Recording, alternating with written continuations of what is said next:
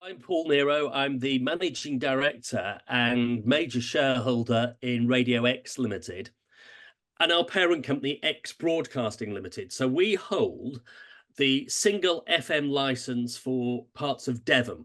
So rather unusually for a broadcaster in the UK these days, we're an independent commercial radio station just operating one FM license. There are very few of us left in the UK. In fact, we believe there's only us and Radio Mansfield, a small commercial radio station in the north of England. But we also have a number of other radio stations. So we believe that having one radio station alone is never going to be sustainable in the current market. So I'm also the chairman or major director of 3 small-scale DAB networks, which I think we're going to be talking about later. So in short, I'm a commercial radio owner operating in Devon, which is Britain's most wonderful county. I think so.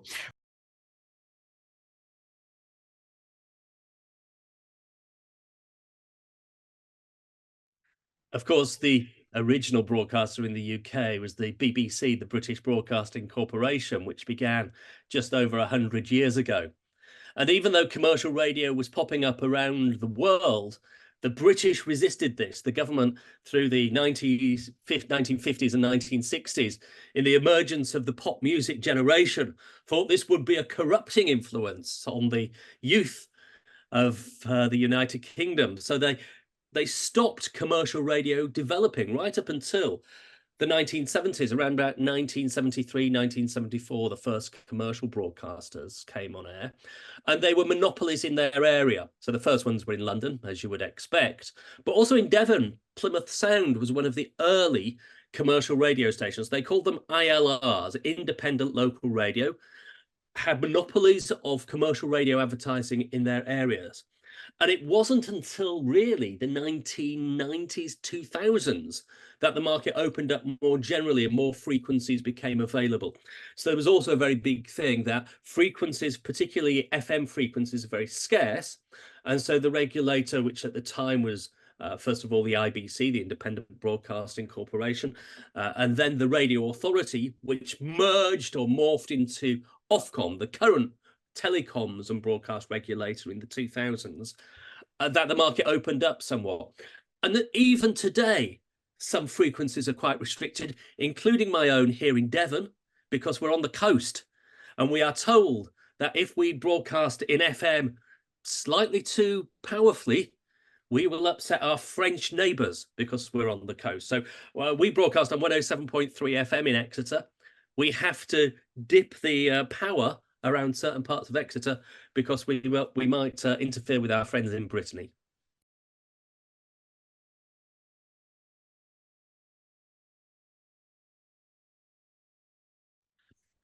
I think your question, if I may just repeat it for clarification, is about community radio. So Radio X ourselves, we are not officially community radio stations, and perhaps in the last question I should have just extended the answer a little bit more. So BBC came first, commercial radio second, and then in the 2000s community radio became available, and these were licensed to serve very small areas of not larger than 5 kilometers, and they can't be profit-making organizations, so they have to be structured as not-for-profit organizations. They're usually local volunteers who come together to serve a certain area or a certain demographic group. So they may be aimed at more elderly people, particularly ethnic groups, or perhaps even some kind of specialist kind of music. But they raise their revenues primarily, at least half their revenues must come from non-advertising sources. Now, you may be aware that last week our Prime Minister called a general election. By the time you have your conference, we will be into the election period. And happily, according to many people, we won't have any MPs, no members of parliament for 4 to 6 weeks. But in the dying days of the government, before parliament was dissolved on the 1st of June or 30th of May, I think it is, the new media bill became law. And so this will deregulate the market a little bit further. including lifting some of the restrictions on community radio. So now in the UK, there are more than 200 community radio stations, which have to fulfill what they call social gain. They have to have a list of things that they will do for their communities. It's usually things like accepting volunteers, doing some training, doing some social interaction and interviews and broadcasting. And so what it's not meant to do is compete directly with the commercial sector. However, I'm afraid it does. And with the deregulation, they can play more commercial music, they can sell more commercials. And so the playing field is being flattened, in my opinion, between community radio and the smaller commercial broadcasters such as Radio X. So it can be a danger. It can be a danger, certainly for audiences, perhaps not for advertisers as such, because the community radio station should still be serving a relatively small area. But yes, this can be a danger. However, it's what the commercial industry has fought for. The commercial industry over the last 10, 15, 20 years has fought to allow itself to become part of larger groups. So in the UK, the two large groups, Global, and you can tell by their name, they don't necessarily want to be local. Their name is Global. And also Bauer Media, the German media conglomerate, which has a major slice of the UK commercial radio market. They're the two big commercial players. And they've built their brands by acquiring small FM commercial radio stations, which have become medium-sized commercial stations, and which are now the national brands. So they're not going to be directly affected by the rise of community radio. An organisation like Radio X arguably could be, but we have friends and partners in the community radio sector as well. And the legislation for DAB radio really, it doesn't quite oblige us to partner with community radio, but it's aimed at small commercial broadcasters such as Radio X and community radio groups as well. So we have formed partnerships with our community radio friends in order to acquire DAB network licenses.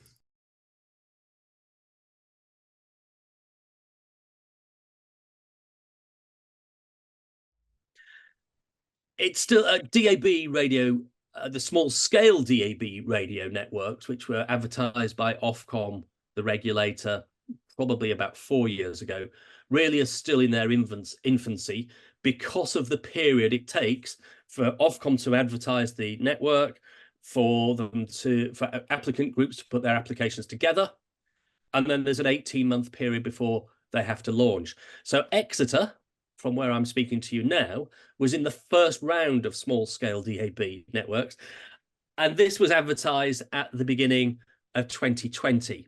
Coincidentally, the big global issue at the beginning of 2020 was COVID. So this was advertised right at the outset of COVID, and our applications were put together during the course of the pandemic and had to be in by the end of 2020. By the time Ofcom had assessed those round one applications, it was towards the end of 2021, and you had 18 months to get your network live, which took us to the end of 2022. So the first round in the Devon area, we launched our network, which is called XDAB, our partnership between Radio X, our community friends at Phonic FM in Exeter, and Riviera FM in Torbay, launched in December 2022. So we're now about 18 months on. So has it been a success? It is still very early days, and we have launched on the back of a recession, really, brought on with the UK is not quite technically in a recession anymore, but growth has been around zero. The advertising market was scuppered as a result of the pandemic, and the market is very different now to how it was when we were putting those applications together. But the XDAB network has 9 or 10 stations on there now, broadcasting in DAB plus to an area encompassing 135,000 adults. So these are relatively small areas. Yeah. Can the networks be sustainable? I think it's going to be really hard. So how we have to do this is by keeping the network costs really low. And we have learned some tremendous lessons out of launching XDAB in Exeter, which informed our decision to bid for the Torbay license, a neighbouring license, and then the Plymouth license, a neighbouring one to that. But the rules put down by Ofcom are very complicated. They're enshrined by law. And so an organisation like Radio Exe has to form different companies generally to bid for different areas, and that increases the cost. So we launched TorDab and PlimDab towards the end of November 2023, i.e. 6 months ago. Plymouth has about 5 or 6 stations on there, most of which, I think with one exception, possibly 2, are shareholders, partners in the consortium who've put that network together. Torbay has about 8 stations, again, most of which are stations of the consortium.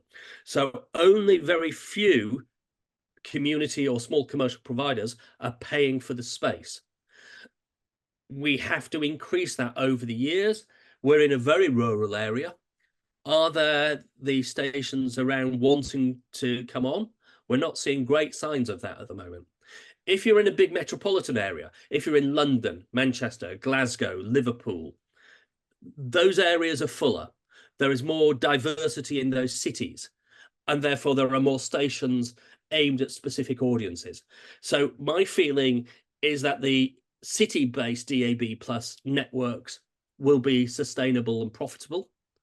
And you're not talking massive profits here, you're talking just enough to keep the situation going and cover depreciation and perhaps getting a very, very modest return to reinvest in your network. The rural stations like ours only work, I believe, if a good, strong commercial broadcaster like Radio Exe is behind it, or if you've got a network of community partners and there are at least 3, 4, or 5 of them to put a consortium together. And there aren't in my area of Devon. So we will see. The market will decide in the end, sadly, because there's no public money in this. We have to fight for our own living.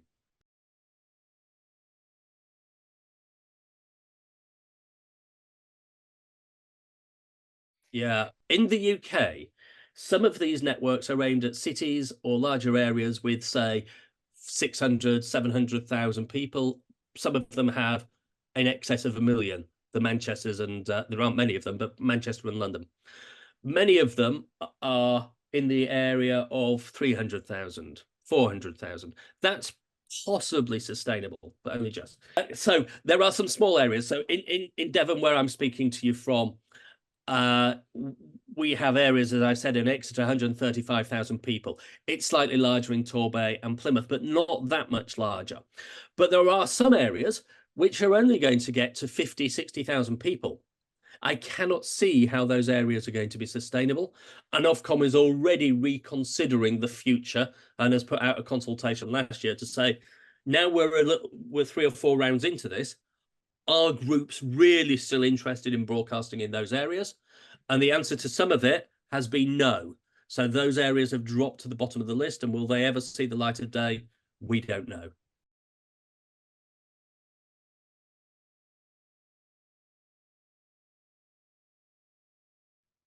Well, we're still in the very early stages. So as I've said, XDAB itself only launched 18 months ago, and our other 2 networks in the last 6 months. Have listeners taken to it? Well, we don't know, because most of these are not measured by RAJAR, our industry audience research body. For Radio Exe, we just get FM listening and DAB listening all lumped in together. Are they listening on our wider Devon-based DAB service, or are they listening on the small-scale DAB service? We don't know, and I don't think we will ever know, because the cost of surveying those areas is so prohibitively expensive, we will never be able to recover the cost of doing that research. I suppose the real test is, are the smaller radio stations who've taken space on your DAB+ network able to sustain their own service? So certainly from my perspective here in Devon, we've got probably half a dozen radio stations that have launched on our networks. They're all still there. Their costs are really low. For broadcasting on one of our networks, is about £3,000 a year. So the transmission costs are not very high. This seems to be around about the price level that other networks are charging elsewhere in the UK. If you've got a space for 25 services and they're all paying, say, £4,000, that's £1,000 of revenue for your DAB network.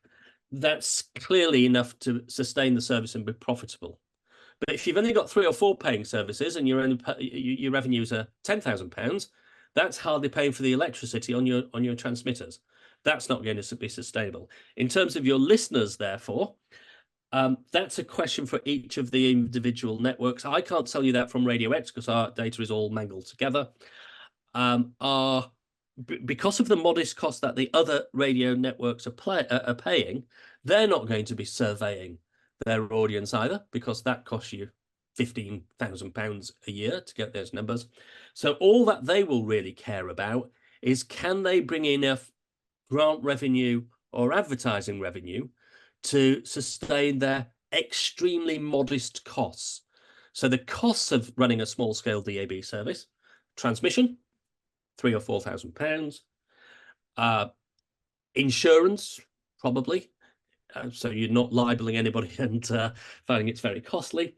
Music royalties, for which it is heavily subsidised in the UK for the community stations. And the industry is still trying to work with PRS and PPL to get a specific rate for small-scale DAB services.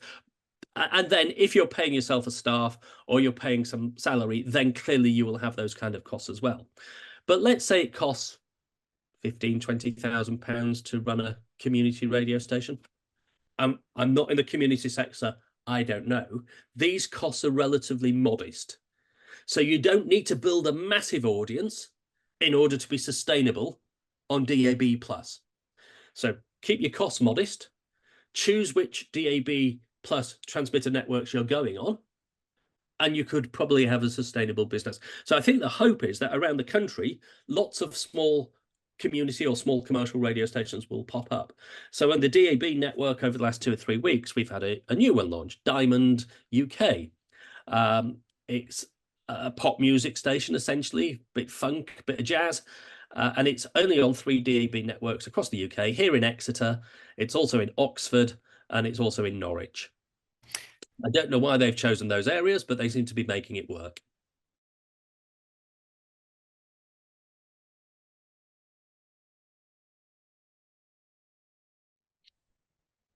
The Local Democracy Reporting Service is a BBC initiative. It was launched about 8 years ago now, and this was in a political period for the BBC. The BBC is always under threat from politicians, and listeners as well, sometimes, and viewers. Public service broadcaster taking nearly £200 a month as a compulsory fee from every household in the UK that has a television set that's capable of taking live programming. And so they did what they called top slicing the license fee, i.e. they made the BBC put a sum of money aside to contribute to local publishers, not radio specifically, and actually this was for, I think the intention really was for newspapers, at a time when newspaper revenue had been decimated by the rise of the internet and classified advertising, particularly on digital advertising on the web. That newspapers have been firing people right, left and centre to sort out their own business model. And as a result, local politics wasn't being covered properly. So the BBC put a sum of money aside into the Local Democracy Reporting Service and has about 140 journalists that they pay for around the UK to cover local councils across the 4 countries of the United Kingdom. Now, Radio Exe wasn't one of those organisations that was awarded a contract when they first came around 7 or 8 years ago. That went to a local newspaper group in Devon. And most of these contracts, bar one, Radio Exe, we are the only UK commercial broadcaster to hold a Local Democracy Reporter contract. And the BBC pays for 3 reporters.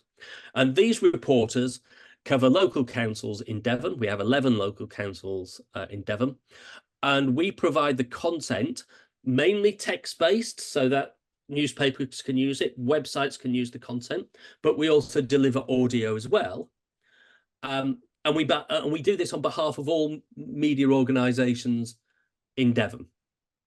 And actually any media organisation across the UK can share the content if the BBC approves them. But generally, you want your local content from your local democracy reporter. So Radio X in the second round applied to run the contract, and we won it.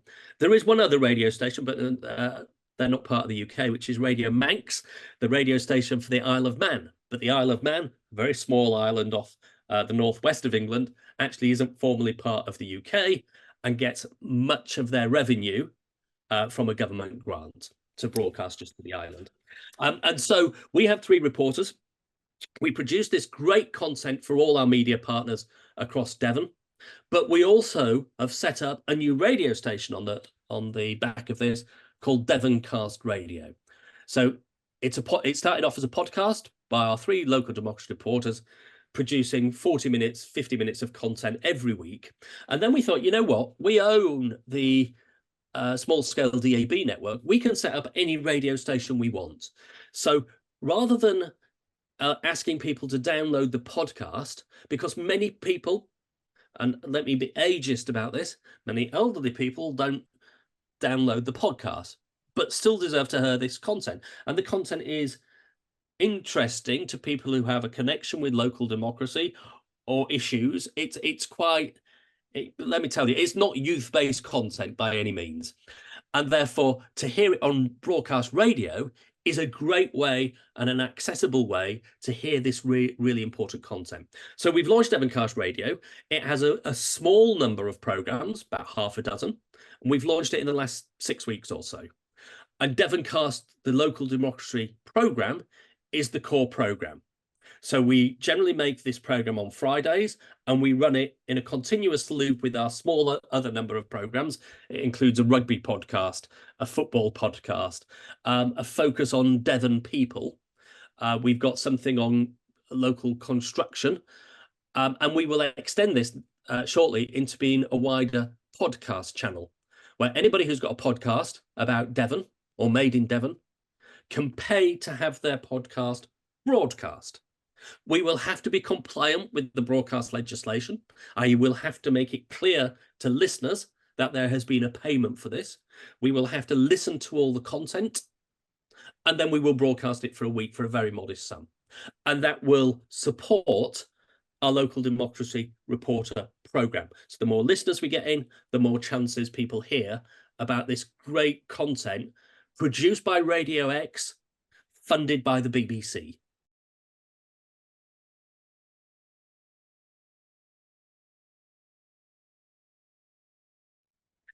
That depends on how we define radio, doesn't it?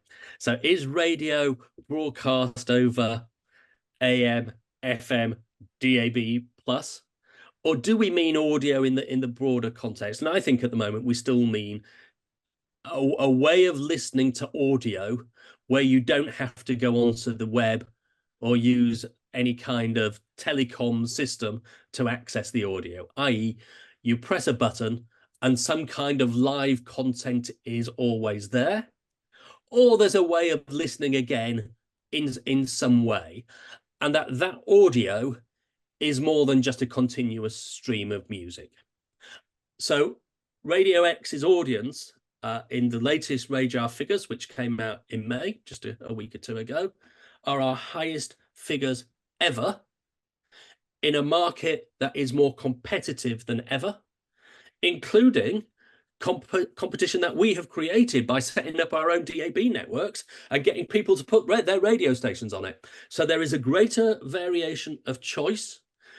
But if you produce compelling content, if you engage with audiences through speech, and whether that speech is a presenter linking music together entertainingly or knowledgeably, or producing news and information or comedy or drama or whatever it is, if we can define that as radio, what we're doing here is competing for audiences' ears by producing brilliant content and transmitting that to them ideally free at the point of delivery, funded in some way. So it's the funding that will be the interesting thing. Can we still deliver either meaningful numbers that are interested for audiences, for advertisers to reach the audiences that that content aims at? And if that's the definition of radio, we have a bright future. Because I think we know whatever people do, they may be looking at phones or screens all the time, but they also want to listen to things. And the pictures, as always, are better on radio. Paul, thanks a lot for this interview, and I'm sure your explanation will be very useful for people who are present for our meeting. Thanks for your disponibility. It's been great to talk to you.